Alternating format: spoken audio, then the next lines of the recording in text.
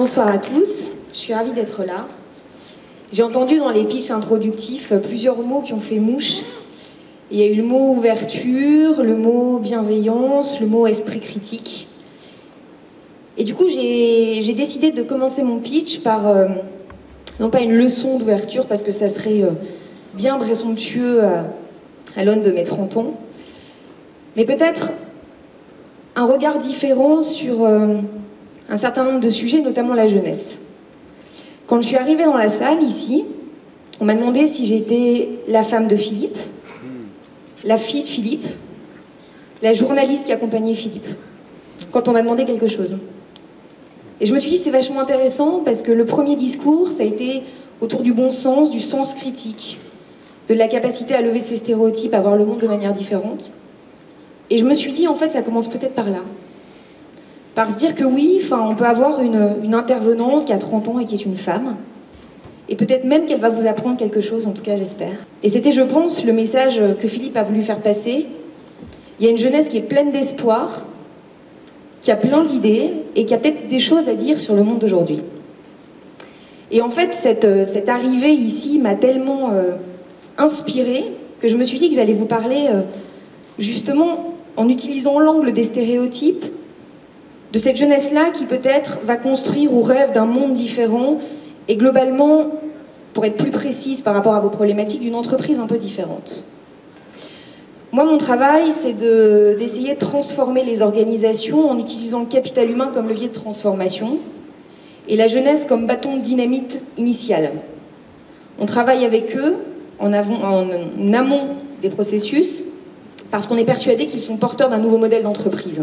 On dit que cette jeunesse-là, aujourd'hui, qui a bien du mal à exister, c'est une jeunesse qui, peut-être, sera en capacité de dessiner demain et qui, de toute façon, qu'elle en soit en capacité ou pas, en aura la responsabilité.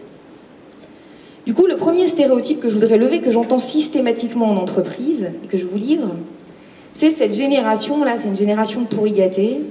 Ils sont pas hyper engagés dans les entreprises, et pourtant ils devraient l'être, parce que, vu le contexte économique, ils devraient être contents d'avoir un job. Et là, je voudrais utiliser un mot, plutôt un concept qui a été développé par Kofi Annan, qui parle de notre génération comme d'une génération d'héritiers sans héritage. Et je trouve que c'est la plus belle formulation pour parler de notre génération, non pas pour se faire harakiri parce que c'est pas l'idée, mais pour montrer en fait tous les chantiers qui sont devant nous, toute la responsabilité qui nous incombe, et du coup toute la bienveillance que vous devez avoir à l'égard de cette génération. Parce que sans bienveillance et sans confiance, il n'y aura plus rien demain. Des héritiers sans héritage, ça veut dire quoi? Ça veut dire, pour essayer de compléter ton propos, Philippe, qu'on est effectivement dans un contexte extrêmement particulier, un contexte qu'on pourrait qualifier de postmoderne. C'est Michel Maffezoli notamment qui en parle très très bien, où il explique que la grande révolution que nous vivons à l'heure actuelle, c'est la fin de tous les grands modèles économiques, financiers, environnementaux, idéologiques, politiques, qui ont sous-tendu l'élaboration de sociétés modernes jusqu'à présent, qui vont devoir être réinventées dans les années à venir. Il va falloir effectivement inventer une suite au capitalisme. Et ça sera peut-être l'économie collaborative ou autre chose. Il va falloir inventer un nouveau modèle énergétique. On est la première génération qui a profondément ancré en nous la détresse écologique. Mes parents s'en foutent, c'est pas un sujet. On est la première génération mondialisée d'ailleurs, à se dire qu'effectivement, il va falloir trouver une autre solution pour assurer la sustainability, la pérennité de la planète. Idéologique. Et je pense que Daesh en est un phénomène extrêmement fort. Daesh, c'est un phénomène Y, de la génération Y. D'une génération en quête de sens, dans ce monde globalisé, où tout est à réinventer. Politique. Et finalement, si on prend du recul, qui sont les Anonymous, si ce n'est le premier parti politique transnational désincarné? On en parlait avec Philippe de la politique française. Est-ce que finalement, le sujet, la réinvention, la solution demain, elle n'est pas à un autre niveau, sous un autre format? Pas faire muter la politique, la hacker. Ça veut dire ça, quand il parle de nous comme d'héritiers sans héritage, ça veut dire finalement, vous arrivez, en tant que digital native que vous êtes, fruit de ce que Michel Serres appelle la troisième révolution anthropologique majeure de l'histoire de l'humanité, le digital, qui après l'écriture et l'imprimerie est en train de bouleverser l'intégralité de la face du globe. Effectivement, Uber, Airbnb et compagnie, mais beaucoup plus que ça. Ça veut dire qu'on est aujourd'hui sur une planète qui est régie par des impératifs de transparence, Edward Snowden est un héros pour notre génération, de transversalité, d'ouverture, d'interconnexion, de rapidité, un monde où c'est l'agile qui mange l'inerte et non plus le gros qui mange le petit, un monde qui va à fond la caisse. Daniel Cohen parle d'ailleurs d'ère de l'innovation, il faut aller d'innovation de rupture en innovation de rupture, et ce tous les ans, demain tous les 6 mois, après-demain tous les mois. Et où en réalité il n'y a plus d'état stable, hein. C'est ça le vrai sujet, c'est ça qui fait peur en fait aux gens. C'est que c'est hyper rassurant de se dire on va se transformer quand on est une entreprise. La France a du mal à dire ça au niveau étatique, mais il faudrait se transformer. La transformation, c'est passer d'un état stable à un autre état stable. Et c'est hyper rassurant. Orange qui dit je fais un grand plan de transformation sur 2 ans. Sauf que probablement que le véritable enjeu aujourd'hui, c'est pas ça, c'est la mutation. C'est-à-dire passer d'un état stable à un état instable. Accepter de ne plus rien comprendre, de ne plus rien savoir, d'impacter un peu notre monde, mais de voir devant nous tout ce qui est en train de se passer. On dit, d'un point de vue technologique, qu'on est passé de l'autre côté de l'échiquier. Ça veut dire qu'aujourd'hui, le champ des possibles est devenu absolument infini, absolument titanesque. Et Philippe vous en a donné plusieurs exemples. Cette génération-là dont on parle, dont j'étais chargée de parler auprès de vous aujourd'hui, c'est celle-ci. C'est cette génération qui est issue de cette révolution anthropologique majeure. On les appelle les digital natives. Ils ont le disque dur qui est formaté par ces impératifs-là. Ils ne sont pas plus intelligents que la génération précédente. C'est pas du tout des martiens. C'est juste la première génération qui a grandi dans ce monde globalisé, ultra rapide, ultra fluide, comme le dit Joël de René, et qui arrive dans un contexte postmoderne où effectivement il va s'agir de réinventer des modèles fondamentaux de société. D'où les héritiers sans héritage de Kofi Annan, d'où l'impératif de bienveillance, d'où l'impérieuse nécessité d'enlever ces cadres de pensée, d'ôter tous ces biais, tous ces préjugés. Et ça, c'est super compliqué. Il y a une personne que je connais qui a réussi à le faire, c'est Michel Serres. Il a plus de 90 balais, comme quoi c'est pas une histoire d'âge. Et Michel, il arrive à faire quelque chose d'extraordinaire, c'est qu'il arrive à voir le monde sans aucun filtre. Il est comme un enfant, doté d'un super cerveau. Et il regarde sans juger, juste en essayant de comprendre, en acceptant de se dire qu'il n'a pas tout compris. Et que de toute façon, il ne comprendra pas tout. Mais qu'il pose a priori un regard bienveillant sur ce qui est en train de se passer. Et je pense que si la France aujourd'hui est en train de crever, c'est à cause de ça. Parce que collectivement, on ne s'est pas porté, posé de regard bienveillant sur nous-mêmes, sur les autres, sur le futur, sur nos enfants. La France, c'est le pays où ce qu'on appelle la volatilité intergénérationnelle, c'est-à-dire le taux de crispation entre les générations, est le plus fort en Europe. Parce qu'en France, et c'est politiquement incorrect de le dire, mais on n'aime pas les jeunes. Et la preuve, elle est très simple, hein. Tapez donc jeunes sur Google. Et vous allez voir ce qui ressort. Je vais vous dire ce qui ressort. Jeune, c'est poule mouillée. Ça, c'est comme ça qu'on nous appelle en Allemagne. Génération chochotte, c'est comme ça qu'on nous appelle aux États-Unis. Génération d'agneaux, c'est comme ça qu'on nous appelle au Japon. Mimimi Generation, c'est comme ça qu'on nous appelle au UK. Génération pourri gâtée, c'est comme ça qu'on nous appelle en France. Et là, mon travail, puisque je ne me reconnais dans aucun de ces qualificatifs, ça va être d'essayer de lever ces stéréotypes pour vous montrer ce que ça veut dire de l'entreprise de demain. Ce que ça veut dire des collaborateurs qui sont dans vos boîtes respectives. Et du coup, par analogie, ce que ça veut dire du futur, finalement. La première chose qu'on dit des jeunes collaborateurs, c'est qu'ils sont déloyaux. Effectivement, pour parler chiffres, hein, aujourd'hui, sur une population de moins de 30 ans, le premier CDI, qui est aussi difficile à avoir que ça, il dure 18 mois. 80% des CDI sont rompus la première année. Ils sont déloyaux. En réalité, ce qui se passe, c'est pas ça. C'est que ces digital natives-là, cette génération, en tout cas, une bonne partie de ces individus, formatés par ces impératifs, qui sont donc les dépositaires qui cristallisent le monde de dehors, quand ils rentrent dans l'entreprise, ils se cognent la tête. À plein de trucs qu'ils ne comprennent pas, à plein de trucs qu'ils ne reconnaissent pas. Le premier truc qui est hyper interpellant pour eux, c'est de se dire, c'est dingue à quel point, effectivement, je ne veux pas la vie de mes parents. À quel point je ne perdrai pas ma vie à la gagner, pour une raison très simple. Pas par idéologie. En fait, on n'a plus le luxe de l'idéologie. Par pragmatisme. Parce que l'entreprise, elle ne peut plus promettre à cette jeunesse ce qu'elle a promis à mes parents, c'est-à-dire le confort psychologique et matériel de se projeter sur le long terme. Ça, c'est plus possible. Et donc, la conséquence, c'est qu'on a beaucoup moins à perdre. Donc, ce qui devient vraiment très très important n'est plus négociable.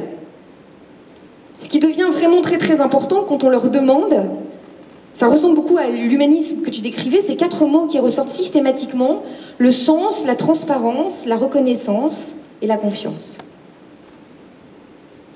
On a interrogé 3000 jeunes de moins de 20 ans sur le rapport qu'ils entretiennent avec l'entreprise. Ils y sont pas encore, ils y seront demain. On leur a dit, pour toi, l'entreprise avec un grand E, c'est quoi? Ils nous ont dit, c'est pas très compliqué, c'est en spontané, hein, top of mind. L'entreprise, c'est dur, c'est cruel, c'est une jungle.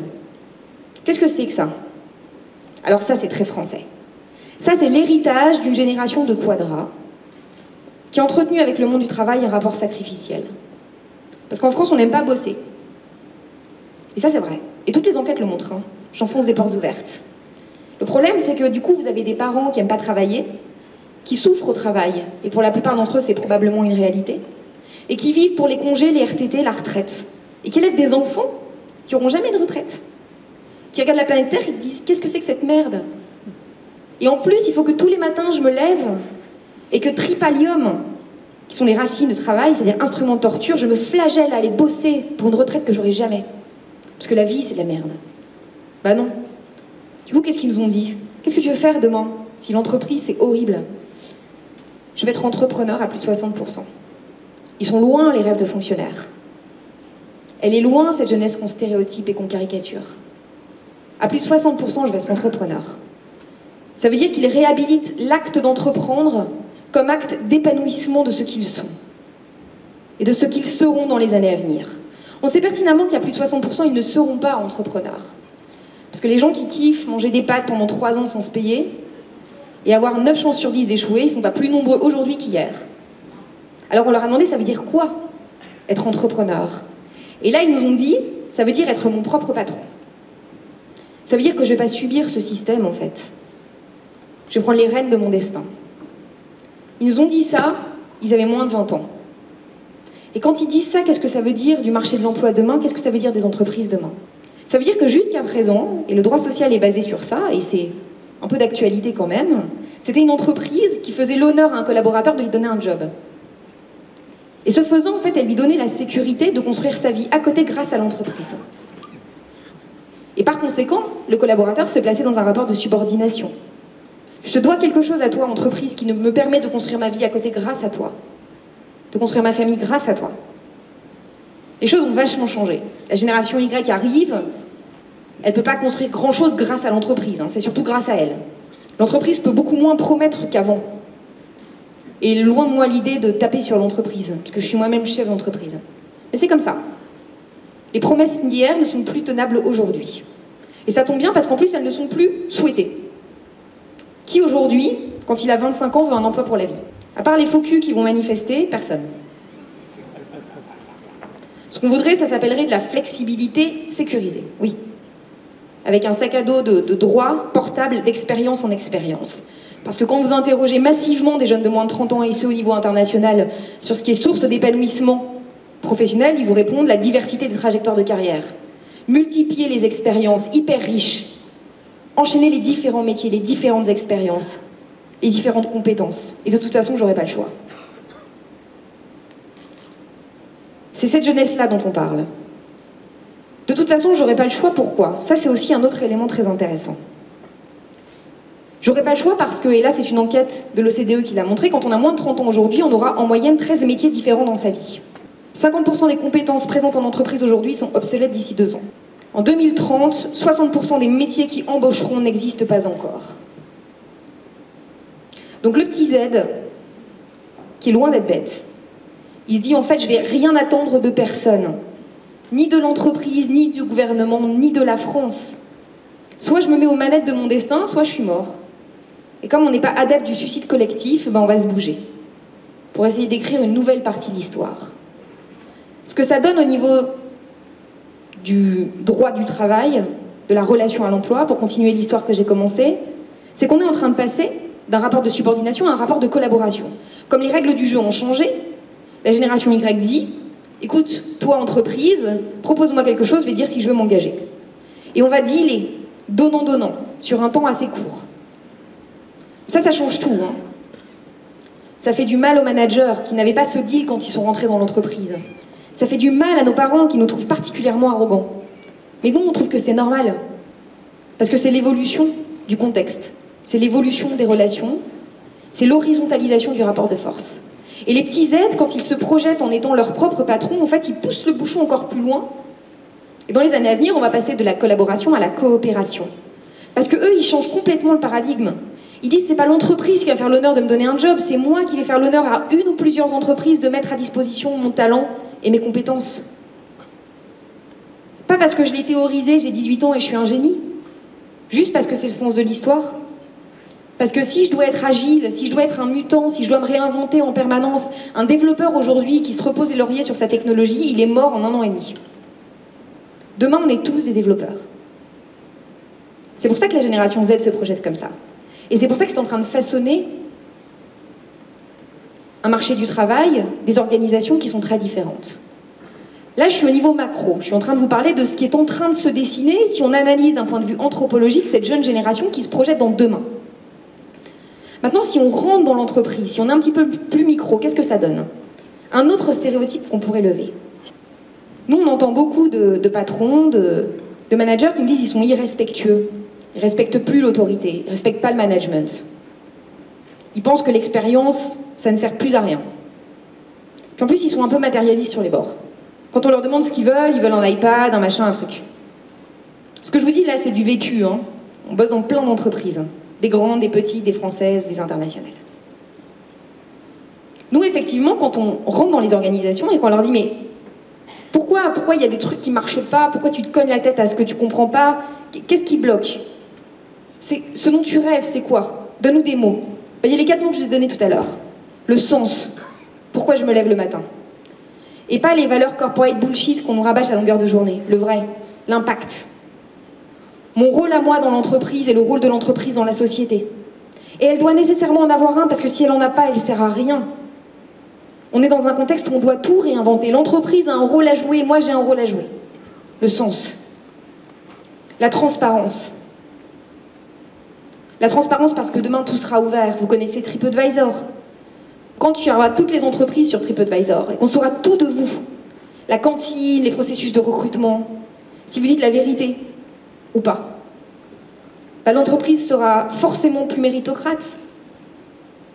Elle va forcément s'ouvrir à son écosystème. Et ça contraindra les organisations à tenir leurs promesses. Ou alors, et ça sera encore plus intéressant, à assumer leurs faiblesses. La reconnaissance. Là, on touche du doigt quelque chose d'hyper intéressant. On est face à des managers qui me disent c'est tellement compliqué de motiver cette génération, on n'arrive pas à trouver les leviers, du coup, on a acheté des iPads et 6 mois après, ils se sont tous cassés, en plus, ils ont pris l'iPad. Nous, on leur a demandé, mais en fait, vous voulez quoi? C'est quoi la reconnaissance? Et là, ils nous ont dit un gros mot. Un truc qu'on ne dit pas dans les entreprises. Ils nous ont dit, en fait, on veut qu'on nous aime. Et là, on a compris pourquoi on avait parfois face à nous des gens qui disaient, mais ils sont hyper paradoxaux, super déloyaux, et en même temps, ils pensent que l'entreprise, c'est leur maman. Bah, en fait, ouais, c'est vrai. Retour aux fondamentaux, la reconnaissance et la réhabilitation de l'émotion dans l'entreprise. Et là, on voit que cette génération, elle est peut-être en train de poser les pierres de demain, mais elle est surtout en train de trouver des réponses dans hier, dans tout ce qu'on n'a pas su mettre en place, dans les fondamentaux du management. Là, je ne suis pas en train de vous donner une recette magique. La réhabilitation des émotions dans l'entreprise. Parce que plutôt qu'un iPad, en fait, ils auraient préféré qu'on leur dise « mais t'es super important ». Et je suis super désolée parce que j'ai super losé. Je te le dis comme je pense. Vous êtes tous hyper importants.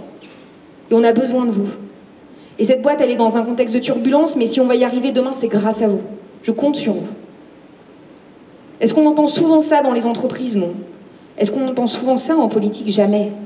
Moi, je rêve d'un homme politique qui viendrait dire « mais Français, je vous aime. J'aime la France. Je suis fière. Je vibre. On a besoin de vous. La France, elle est dans la merde, mais on va y arriver demain. Tous ensemble. » Et ben, quand on interroge des mecs qui ont moins de 30 ans, des cadres, des non-cadres, dans des usines, partout, ils disent voilà, c'est ça la reconnaissance. Et puis la confiance, et c'est probablement le changement de paradigme le plus fort en entreprise, ça veut dire le passage d'un système du contrôle à un système de la confiance. La confiance a priori. Donnée sans garde-fou. Généreuse. Parce qu'en plus, vous n'avez pas vraiment le choix. Le jour où vous allez avoir des UX designers qui vont venir dans vos boîtes, ils vont maîtriser des choses que vous ne maîtrisez pas. Ils vont venir d'un monde sur lequel vous n'avez peut-être pas toutes les clés de compréhension.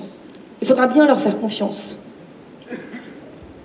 Quand vous serez face à cet impératif d'innovation, il faudra faire confiance à vos clients, parce que c'est eux qui vont co-designer, co-construire les produits dont ils auront besoin. Et là, il faudra bien faire confiance. C'est ça, en fait, le management demain. L'entreprise de demain, en fait, c'est ça. C'est une entreprise où on se serait dit, ok, on va remettre le capital humain au cœur de la structure, on va se dire que sans hommes engagés qui y croient, et qu'on préserve, voire qu'on protège, en fait, il n'y aura pas de transformation, donc il n'y aura pas d'engagement, donc il n'y aura pas de performance, donc il n'y aura pas de futur. On les a interrogés aussi sur vous, sur les leaders. Parce qu'on s'est rendu compte au détour d'une mission qu'en fait, vous étiez super important. On a rencontré des petits loulous qui avaient 24 ans, qui étaient effectivement issus de grandes écoles, hyper brillants, qui nous ont dit, en fait, on va se casser, mais vous avez un truc après? Non, non, non, on se casse, parce qu'en fait, le patron, il nous plaît pas, en fait, on veut pas lui ressembler demain. Et comment ça, ton patron? Enfin, c'était une boîte de 300 000 personnes. Mais tu l'as déjà vu, ton patron? Non, mais c'est pas la question, enfin, il est pas exemplaire. Ok. Ça nous a suffisamment interpellés pour qu'on conduise une enquête, 7000 jeunes, moins de 30 ans, 70 pays, sur le leader qu'il voudrait être demain et donc celui qu'il respecterait aujourd'hui. Ça veut dire le leader qui demain est en capacité de driver cette énergie pour transformer les organisations et donc transformer la société. Elle leur a proposé les 5 grands modèles de leadership. The straight guy, le mec droit dans ses bottes, droit dans ses principes, qui coche toutes les cases pour arriver tout en haut. The nice guy, juste quelqu'un de bien, la vie déjà suffisamment difficile, je vais créer un environnement où les gens se sentent bien. L'expert, je veux que les gens me reconnaissent pour mon expertise et mes connaissances. Le pionnier, je vais ouvrir la voie. Et le gang leader, play hard, work hard. Amuse-toi bien, mais bosse un max. Mais amuse-toi bien, mais bosse un max. Dans 90% des entreprises au niveau international, les 2 grands modèles de leadership, c'est the straight guy et le gang leader. À plus de 50% dans chacun des pays qu'on a sondés sans aucune exception, ces jeunes qui vont faire le monde de demain nous ont dit, en fait, nous, on veut être des nice guys. Mais pas du tout des nice guys en mode bisounours, parce que quand j'ai rendu les résultats, j'ai eu en face de moi des patrons goguenards qui me font des nice guys. On verra bien le jour où ils seront à la tête de boîte, comme c'est difficile, ils se seront endurcis. Et là, ils comprendront que tout cela n'est qu'une utopie. Et la vie, c'est dur. Ou ça n'est pas. Le problème, c'est qu'on a creusé, ça veut dire quoi être un nice guy? Qu'est-ce qu'on met derrière? Quels sont les attributs qui constituent le socle de légitimité du leader demain? Et donc du leader d'aujourd'hui. Ils nous ont dit 3 choses. Et là, je vais retomber sur mon introduction un peu féministe.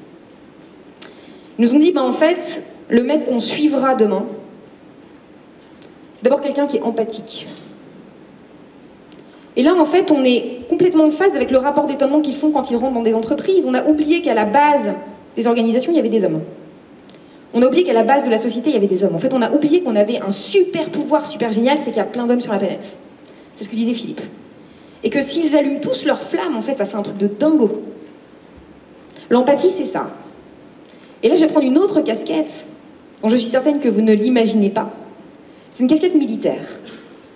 Parce que comme une autre femme ici présente dans la salle, je suis officier de réserve pour la Marine nationale, et donc j'embarque sur des BPC, des bâtiments de projection et de commandement, où globalement vous avez 400 hommes, avec un petit H, moyenne d'âge 27 ans. La raison pour laquelle ces mecs partent à la guerre pendant 6 mois, en laissant tout, et la plupart du temps en perdant tout. La raison pour laquelle ils s'engagent, parce que oui, c'est possible quand on a moins de 30 ans de s'engager pour de vrai, c'est-à-dire risquer de perdre quelque chose, c'est parce qu'ils ont à la tête du bâtiment celui qu'on appelle le pacha, c'est-à-dire le plus haut gradé, qui est un exemple de ce leadership-là. En fait, quand vous interrogez ces gars, et c'est mon métier, donc j'ai pas pu m'empêcher de le faire, mais en fait, pourquoi vous faites ça? Enfin, vous êtes complètement fou. En fait, c'est pour lui. C'est parce qu'il est physiquement et psychologiquement en capacité de se mettre à la place de chacun d'entre nous. Et ça, on respecte. Et ça, on suit. Le deuxième attribut du leadership, c'était la transparence. La transparence, c'est le fait d'être parfaitement aligné entre ce que vous êtes, vos convictions, votre personnalité, et ce que vous faites, ce que vous infusez dans vos entreprises respectives. Et c'est probablement là la raison pour laquelle le premier parti politique des moins de 35 ans en France, c'est l'abstention. C'est probablement la raison pour laquelle je méprise du plus profond de moi-même les élites politiques. Comme je pense 99% des entrepreneurs qui ne votent plus.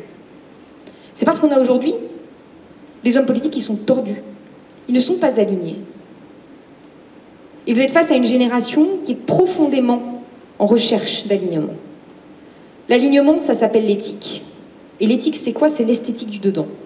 Et le troisième attribut qu'ils nous ont donné, assez interpellant, mais qui est probablement une des clés en fait pour demain, c'est la fragilité.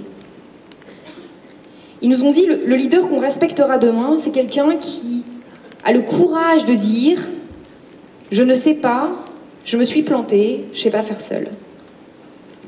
Je ne sais pas parce qu'on est aujourd'hui dans une extraordinaire complexité. Et qu'en plus, pour la première fois, on a une vision globalisée des enjeux. Et nous, on n'est pas stupides, on sait pertinemment qu'il n'y a pas de super méga génie sur la planète Terre.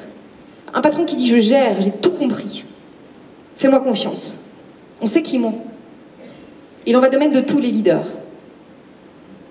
Je me suis plantée. Parce que probablement d'une des clés à la transformation des organisations, quelle qu'elle soit, c'est demain l'expérimentation. C'est le droit à l'erreur, le droit à l'échec. Le droit au renouveau. Vas-y, recommence et replante-toi et recommence. Et tu peux. Et je te protège et je suis bienveillant. Et je pense que ça va marcher un jour parce que je crois dedans.